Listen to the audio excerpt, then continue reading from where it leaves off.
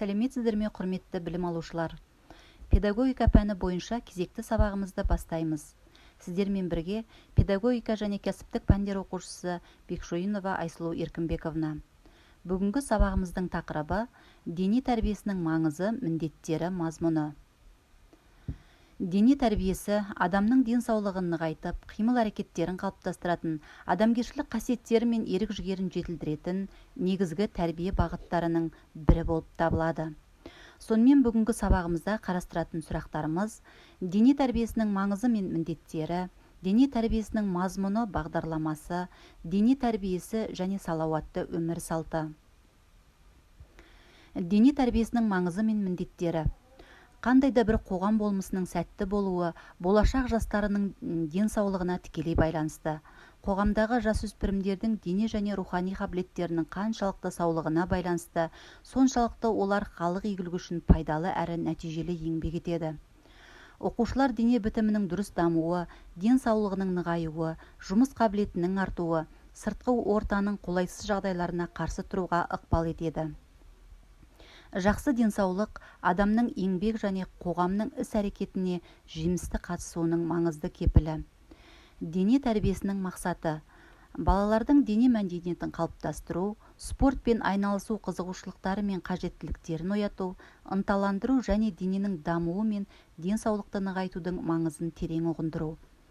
Ақыл-ойдың дамуы, рухани күштер мен қабілеттердің дамуы адамның денсаулық жағдайы мен оның төзімділігі мен жүйке жүйесінің мықтылығымен айқындалатын болғандықтан, ол дене тәрбиесімен тығыз байланысты қарастырылады. Сонымен дене тәрбиесінің міндеттеріне тоқталып өтейік. Оқушылардың дене тәрбиесі мен дене мәдениеті жөніндегі білімдерін жетілдіру, дене тәрбиесі және спорт саласында арнаулы білімдер беру, жақсы әдеттерді қалыптастыру және жаттығулармен үнемі шұғылдануына ынтаны тәрбиелеу, қимыл дағдылары мен іскерліктерін қалыптастыру және жетілдіру, дененің негізгі қимыл қозғалыс сапаларын қалыптастыру, денсаулықты нығайту, ағзаны шынықтыру және дененің дұрыс қалыптасып дамуын қамтамасыз етуге тәрбиелеу. Бұл міндеттер ең алдымен отбасында ата-аналардың бақылауымен жүзеге асса, мектеп жағдайында мұғалімдер осы бағытта әртүрлі жұмыс түрлерін ұйымдастырады. Келесі сұрағымыз: дене тәрбиесі мазмұны, бағдарламасы. Дене тәрбиесінің негізгі мазмұны дене тәрбиесі жөніндегі оқу бағдарламасында жалпы білім беретін мектеп оқушыларына дене тәрбиесін беру туралы ережеде тәрбиенің тұжырымдамалық негіздерінде ашып көрсетілген. Бұл құжаттарда денсаулықты және ағзаны нығайтуға, қимыл қозғалыс дағдылары мен икемділікті, төзімділікті, шапшаңдықты қалыптастырып дамытуға баса назар аударылады. Дене тәрбиесінің мазмұны оқушыларды дене тәрбиесі және спорт жайындағы білімдер жүйесімен қаруландыруды көздейді. Мұндай білімдер оқушылардың ақыл-ой және адамгершілік ой-өрісін кеңейтеді, олардың бойында жалпы мәдениетті дамытады. Балалардың денесі түрлі қозғалыстар мен жаттығулардың көмегімен ширап дамиды. Яғни жүгіру, секіру, қарғу, жүзу, лақтыру сияқты табиғи қозғалыстың түрлері арқылы өмірге қажетті дағды және іскерліктер қалыптасады. Сондықтан оқушылар бойындағы күш, жылдамдық, төзімділік, икемділік және басқа да қабілеттерін дамыту үшін сабақтарда және сабақтан тыс уақытта оқушылардың дене тәрбиесін ұйымдастыруға қолайлы жағдайлар жасау қажет. Дене тәрбиесі оқыту үрдісінде және сабақтан тыс уақытта жүзеге асады. Дене тәрбиесін ұйымдастыру формаларына дене тәрбиесі сабақтары, сыныптан тыс дене тәрбиесі, мектептен тыс дене тәрбиесі жатады. Дене тәрбиесі сабақтары үрдісінде білім беру, тәрбиелеу, сауықтыру міндеттері шешіледі. Дене тәрбиесі сабағы дене тәрбиесінің міндеттерін жүзеге асыруда маңызды рөл атқарады. Дене шынықтыру сабағының маңызды тәрбиелік міндеті оқушылардың дене шынықтырумен үнемі шұғылдануына ынта-ықыласын арттыру.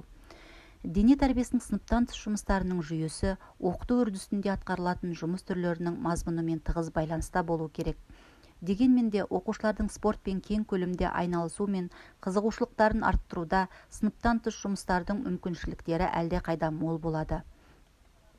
Ол бірнеше бағытта жүзеге асады. Бірінші, оқушылардың дене тәрбиесі және санитарлық гигиеналық білімдері мен түсініктерін тереңдету. Осы бағытта мектеп мұғалімдері, сынып жетекшілері мен дәрігерлер оқушылар мен еңбек, демалыс және дұрыс тамақтану режимін, дене гигиенасын сақтау, дене күштері мен денсаулықты шынықтыру амалдарының маңыздылығы жайында әңгімелер жүргізу, баяндамалар жасау, тәрбие сағаттарын жүргізу, спортшылар мен қызықты кездесулер, пікірталастар, тағы басқа жұмыс түрлерін ұйымдастырады. Екінші бағыт бұл оқушылардың денсаулығы мен дене күштерін шынықтыруда табиғаттың мүмкіндіктерін пайдалану. Табиғат аясында серуен құру, саяхат жасау, туған өлкеге жорық жасау, суға шомылу, әртүрлі спорттық жарыс ойындарын ұйымдастыру. Оқушылардың спорттық және дене шынықтыру жұмыстарын ұйымдастыру бағыты оған спорттық мейрамдар, спорттық ойындар, эстафеталар, спорт секциялары мен үйірмелерді жатқызуға болады. Мектептен тыс жұмыстар оқу және сыныптан тыс жұмыстарды толықтырады. Мектептен тыс дене тәрбиесі оқушылардың дене шынықтыру жұмыстарымен кең түрде айналысуына және спорттың бір түрімен шұғылдануына мүмкіндік береді. Спорт түрлерін таңдауға балалардың мүмкіншіліктерін кеңейтеді. Ондай мекемелерге балалар және жасөспірімдер спорт мектебі, спорт клубтары, жаздық сауықтыру лагерлері, дене мәдени сауықтыру кешендері жатады. Оқушылардың дене тәрбиесінің нәтижесін арттыруда оқу және сыныптан тыс, мектептен тыс жұмыстардың көптеген құралдары мен амал тәсілдерін кеңінен пайдалану, педагогикалық міндеттерді іс жүзінде шешуге ықпалы және мүмкіншілігі зор. Дене тәрбиесінің негізгі құралдары дене жаттығулары, туризм, ойын, спорт, табиғи факторлар. Дене жаттығулары оқушылардың сергек, белсенді болуларына, эмоционалдық өрлеуге, дене бітімінің сымбатты дұрыс қалыптасуына ықпал етеді. Ойын оқушыларда жылдамдық, алғырлық, батылдық, табандылық, тағы да басқа қасиеттерді шыңдайды. Спорт оқушылардың денсаулығын нығайтатын, дене күшін, қозғалыс дағдыларын және моральдық еріктік қасиеттерін дамытатын дене тәрбиесінің құралы. Туризм оқушыларды төзімділікке, шыдамдылыққа, ұжымшылдыққа, еңбек сүйгіштікке және қолайсыз сыртқы жағдайларда кездесетін қиындықтарды жеңуге тәрбиелейді. Дене тәрбиесіндегі маңызды құралдардың бірі табиғат факторлары. Оған күн, таза ауа, суға шомылуды жатқызуға болады. Табиғат факторлары балалардың денсаулықтарын сауықтырады. Келесі үшінші сұрағымыз бұл дене тәрбиесі және салауатты өмір салты. Жалпы салауатты өмір салты ол денсаулықтың үйлесімді дамып, сақталуы мен орнығуын қамтамасыз ету мақсатында денсаулықты нығайтуға бағытталған іс-шараларды жүргізу болып табылады. Енді назарымызды келесі бейне материалға аударайық.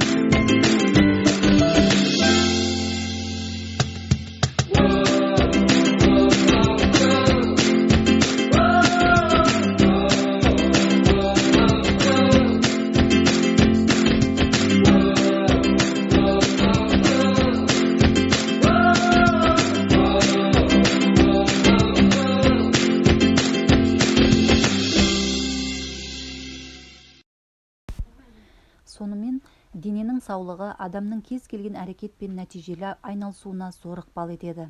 Соның ішінде әсіресе ақыл-ойдың дамуына әсері мол. Баланың есте сақтау қабілеті, ынталылығы, білімді меңгеруі, оның жалпы денсаулығы мен дене күштерінің жағдайына байланысты болып келеді.